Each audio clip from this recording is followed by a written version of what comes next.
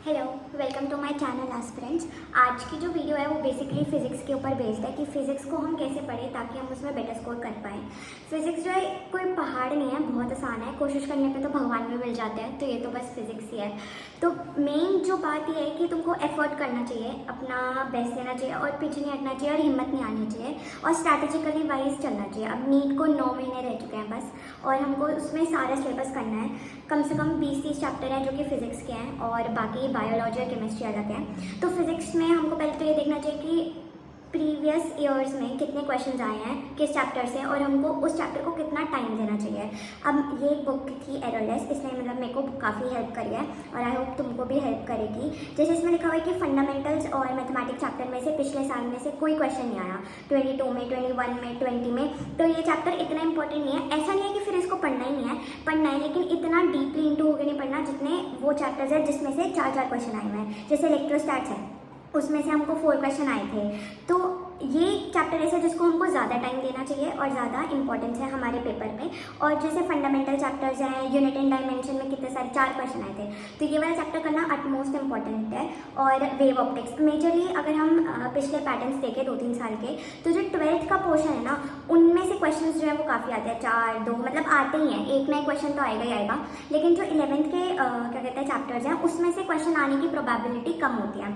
जैसे ये फ्रिक्शन है, उसमें से 2022 में कोई क्वेश्चन नहीं आया, तो वो करना इतना कंपल्सरी नहीं है। बट अब तो वो चेंज हो चुकी है टीम, तो अब क्या क्वेश्चन बने हम कुछ भी प्रेडिक्ट नहीं कर सकते। करना सब कुछ पड़ता है, लेकिन जो स्ट्रैटेजिकली है कि वो ज़्यादा करो जो जिसके आने के चांसेस ज़्यादा होते हैं। बेसिकली ये जो वीडियो है ये फंडामेंटल्स के ऊपर होने वाली है कि बेसिक्स से कैसे करना है। तो बेसिक पकड़ के चलोगे ना, कॉन्सेप्ट समझ के चलोगे, तो बाकी आगे करना बहुत आसान होगा।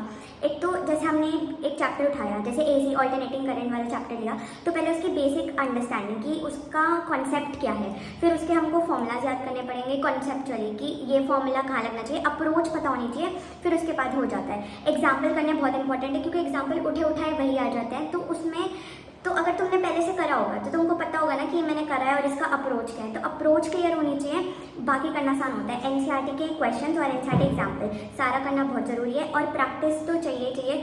मतलब पहले तुमने समझा कॉन्सेप्चुअल बेस पे, फिर फॉर्मूलाज करे, फिर एग्जाम्पल्स करे, फिर तुमने क्वेश्चंस करे, फिर उसका अलग 45 क्वेश्चंस का प्रैक्टिस लगाओ कि एक कॉन्सेप्ट में से तुमने 45 क्वेश्चन करे।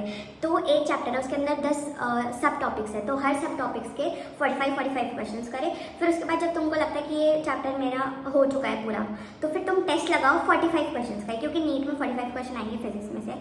तो तुम 45 क्वेश्चन का ही टेस्ट लगाओ और उसको टाइम लिमिट के अंदर कि जैसे हमारा पेपर 3 घंटे का होता है, तो तुम डिसाइड कर लो कि मेरी बायो इतने में हो जाएगी, केमिस्ट्री इतने में हो जाएगी, और मान लो फिजिक्स को हमको 1.15 मिनट्स मतलब 1 घंटा 15 मिनट देना है। तो इस इतना का टाइमर लगाओ और 45 क्वेश्चन सॉल्व करो, तभी तुम्हारा स्पीड, एक्यूरेसी और अप्रोच, क्योंकि लास्ट में ना हड़बड़ाहट में ये नहीं पता चलता कि इस क्वेश्चन में कॉन्सेप्ट कौन सा लगाना था, इस क्वेश्चन में फॉर्मूला कौन सा लगाना था। तो अप्रोच तभी अच्छे से पता होगी जब तुमने प्रैक्टिस अच्छे से करी होगी। तो 45 क्वेश्चंस की प्रैक्टिस करो। अब ये AC चैप्टर है, तो मैंने मेरी बुक है, तो इसमें एग्जाम्पल के तौर पे मैंने हर एग्जाम्पल 1 से लेके जितने भी एंड तक एग्जाम्पल है सारे करे। कोई भी ऐसा क्वेश्चन नहीं है जो अनटच्ड नहीं है। अब ये चैप्टर था, ये एग्जाम्पल था, एग्जाम्पल 7.5, तो मैंने पढ़ा, तो पहली बारी में मेरे को नहीं आया, तो हमने डॉट लगा लिया ताकि जब अगली बारी हम रिवाइज करें तो ये क्वेश्चन ना भूलें। और क्योंकि कॉन्सेप्चुअल क्वेश्चन था तो समझ नहीं आता, अगर इसी क्वेश्चन को मैं दूसरे में सोचती ना तो इसका आंसर इंक्रीज होता। तो डिपेंड करता है, और जो NT है वो तो वही मानेगी ना जो हमारी बुक में लिखा है। तो हर क्वेश्चन को पढ़ना है और हर क्वेश्चन का अप्रोच पता होना चाहिए कि ये क्वेश्चन को किस अप्रोच से। बाकी NCERT पढ़ के तो समझ आ ही जाता है कि NCERT कौन से बेसिस पे अप्रोच अपनी रखती है और कौन से बेसिस को करेक्ट मानती है। बाकी समरी पढ़ना बहुत इंपॉर्टेंट। अगर तुम, जैसे मैंने एक पिछली बारी वीडियो अपलोड करी थी कि चैप्टर रीडिंग कैसे करनी है, तो अगर आपने वो कर ली है तो बहुत अच्छी बात है। लेकिन अगर आपको लगता है कि चैप्टर रीडिंग नहीं कर पाएंगे हम, तो फिर समरी रीड करो। समरी रीड करना काफ़ी इंपॉर्टेंट है और उसमें बहुत सारे ऐसे फॉर्मूलाज होते हैं जो कि टीचर्स नहीं मेंशन करवाती है, डेरिवेशंस के कुछ स्टेप होते हैं जो कि बहुत ज़रूरी होते हैं, तो वो करना काफ़ी ज़रूरी है। बाकी ये जो एक्सरसाइज है वो कम से कम 3 से 4 बार करनी है, सारे एग्जाम्पल्स 3 से 4 बार करने हैं। और अपनी ना जब फॉर्मूला पढ़ो तभी एक फॉर्मूला शीट बना लो, ताकि एंड में रिवाइज करने में, क्योंकि एंड में इतना सारा सिलेबस है, कैसे रिवाइज करोगे। तो एक फॉर्मूला शीट ना जब पढ़ रहे हो तभी साथ साथ बनाते जाओ। अब मैं जैसे 12th का चैप्टर है तो मैंने ना 2 फॉर्मूला शीट बनाई थी। एक फॉर्मूला शीट बनाई थी जो मेरे नीट के बेसिस पे थी, जिसमें मैंने सिर्फ फॉर्मूलाज और थोड़ा बहुत डेरिवेशन लिखा था, जैसे यहाँ पे रेजिस्टेंस, कैपेसिटर, इंडक्टर, और इसमें क्या होता है, जैसे कैपेसिटर है उसका जो करंट होता है वो आगे होता है π/2 से, और जो इसका V होता है मतलब वोल्टेज होता है वो पीछे होता है 1/2 से, और उनके लाइन ग्राफ्स और ये सब। तो लाइन ग्राफ वो सब बनाना नहीं आएगा क्या कहते हैं नीट में, क्योंकि वो MCQ बेस्ड है। लेकिन जो हमारा वो होगा क्या कहते हैं 12th का बोर्ड होगा, उसमें हमको लाइन बेस्ड और फेज डायग्राम ये सब बनाना आएगा। तो उसका मैंने अलग से नोट बनाया कि फेज डायग्राम है, इसका रेजिस्टेंस कैसे बनेगा, वोल्टेज कैसे बनेगा, करंट कैसे बनेगा। तो उन दोनों का अप्रोच जो होता है ना वो डिफरेंस होता है, क्योंकि जो बोर्ड है उसमें ज़्यादा डेरिवेशन, एक्सप्लेनेशन, डायग्राम्स ऐसे सब कुछ आता है, और नीट MCQ बेस्ड है तो उसमें तुमको फॉर्मूला रखने होंगे। तो अपना जो भी फॉर्मूला है उसका फॉर्मूला शीट बना लो साथ साथ, जैसे कॉन्सेप्चुअल बेस जब तुम पढ़ रहे होते हो अपनी एनसीईआरटी को या समरी, तभी जो भी नया फॉर्मूला दिखे बना लो। अब ट्रांसफॉर्मर है, इसका मतलब नीट में बेसिक सा एक वो आ जाएगा क्या कहते हैं फॉर्मूला उठा के, लेकिन ये क्या सिस्टम है, कैसे वर्क करता है, कौन से इंजन में कैसे लगता है, तो ये सब पता होने के लिए तुमको इसका डेप्थ पता होना चाहिए ना कि ये कैसे वर्क करता है और ये कौन से फिनोमेना पे बेस्ड है। ये म्यूचुअल इंडक्टेंस पे बेस्ड है। ये क्वेश्चन नीट में भी आ सकता है और बोर्ड्स में तो आता ही है, पिछली बार भी आया था, इस बार भी आया था। तो तुमको करना है। और समझो 11th भी ऐसे ही पढ़ो जैसे 12th है, और 11th की भी फॉर्मूला शीट बनाओ, कॉन्सेप्चुअल बेसिस पे काम करो। और फॉर्मूला जब हो गए ना, जब सारे फॉर्मूला पता चल गए तो हमको ना अप्रोच पता चल जाती है कि कैसे करना है, तो वो करो। तो ये बेसिकली 2 बुक तो तुम्हारे पास होनी चाहिए, एक जो प्रैक्टिस करने के लिए और एक जिसमें PYQs हो। बस इन 2 बुक्स के अलावा और कोई एक्स्ट्रा मॉड्यूल और कुछ लेने की जरूरत नहीं है, ये 2 बुक सफिशिएंट है। बाकी जो बाइबल है वो NCERT है। NCERT पढ़ के जाओगे तो ऐसा कोई भी तुमको नहीं लगेगा कि ऐसा कोई क्वेश्चन आया जो कॉन्सेप्ट से बाहर आया और ये कॉन्सेप्ट NCERT में नहीं था। तो हर एक कॉन्सेप्ट NCERT में, हर एक लाइन NCERT की बहुत ज़रूरी है कि फंडामेंटल क्लियर करो, कंसिस्टेंट रहो, NCERT को मास्टर करो, जो भी तुम्हारे वीक एरियाज हैं उन पे ध्यान दो, मॉक टेस्ट दो, प्रॉब्लम सॉल्विंग का वो क्यूरियोसिटी होती है ना, एक होता है मतलब कि क्वेश्चन देखा नहीं आ रहा छोड़ बाद में करेंगे, एक होता है कि हो क्यों नहीं रहा अभी करना है, तो वो अभी करने वाला जो चीज़ है ना वो लाओ। अब ज़्यादा मार्क्स लाने हैं, दूसरों से अलग बनना है, दूसरों से ज़्यादा आगे जाना है, तो फिर कुछ डिफरेंट तो करना ही पड़ेगा ना।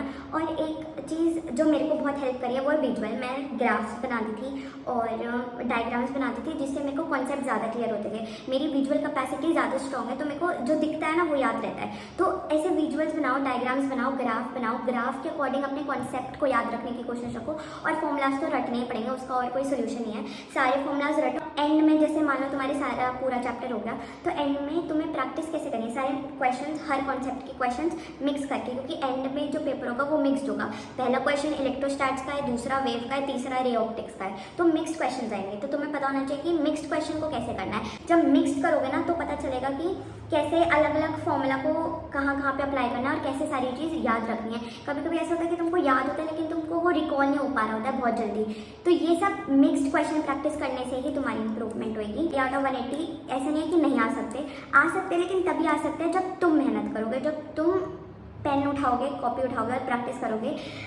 हम जितने भी यूट्यूब पे यहाँ बैठे हैं सब तुमको बस ये बता सकते हैं कि करना कैसे है।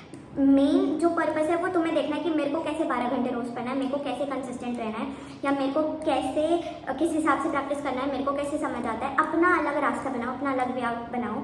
देखो कोई नोट्स बनाने में कुछ वो नहीं करना कि अलग अलग पेन चाहिए, हाईलाइटर चाहिए, ये चाहिए, कुछ नहीं। बस एक पेंसिल, एक पेपर, ऐसा लिखो कि तुम्हें समझ आए। दूसरों को समझ आ रहा है नहीं समझ आ रहा है वो मैटर नहीं करता, तुम्हें समझ आए बस इतना लिखो। अभी पूरी शीट है, कितना हॉच पॉच रखे, तुम्हें कुछ नहीं समझ आएगा, लेकिन मुझे पता है मैंने कहाँ क्या लिखा है। तो मेन रीज़न ये है कि ज़्यादा टाइम ना जाए और यूजफुल चीज़ बने, ताकि एंड मोमेंट में मैं रिवाइज कर सकूँ। छोटा छोटा इसमें मैंने 20 कॉन्सेप्ट लिखे हैं, एक पेज के अंदर 20 कॉन्सेप्ट, और छोटे छोटे, और तुमको समझ नहीं आएंगे क्योंकि मैंने सिर्फ इस हिसाब से लिखे कि मेरे को समझ आ जाए। तो मेन पर्पस यही है कि अपना ढंग से करो और जैसा तुम्हें सही लगता है वैसा करो। बाकी फिजिक्स कोई मुश्किल चीज़ नहीं है, हर रोज़ रेगुलरली कंसिस्टेंट होकर पढ़ोगे तो होगा। मेरे को भी पहले ये लगता था कि मेरे से तो होगा ही नहीं, लेकिन एक होप होती है ना कि अपना बेस्ट देना है, बाकी जो होगा देख लेंगे। तो वो होप को कभी नहीं छोड़नी है, और हम मतलब पढ़ते ही रहना है फिजिक्स। ये नहीं सोचना कि नंबर तो आ ही नहीं रहा है तो पढ़ना छोड़ दो, ऐसा नहीं होता। पढ़ते रहो तो एंड में रिजल्ट जो है ना वो ज़रूर मिलेगा।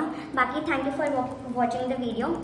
और मैंने और भी सारी वीडियो प्लान करी है जो मैं आगे पोस्ट करूँगी, तो उसके लिए स्टे ट्यून। बाकी डिस्क्रिप्शन में मैं आपको बता दूँगी कि कैसे क्या पढ़ना है। और अगर आपको कोई नोट्स वगैरह या फिर कोई भी बुक के रिगार्डिंग कोई डिटेल चाहिए तो आप मेरे को कमेंट करके बता सकते हो। अब जाओ पढ़ लो, टेक केयर।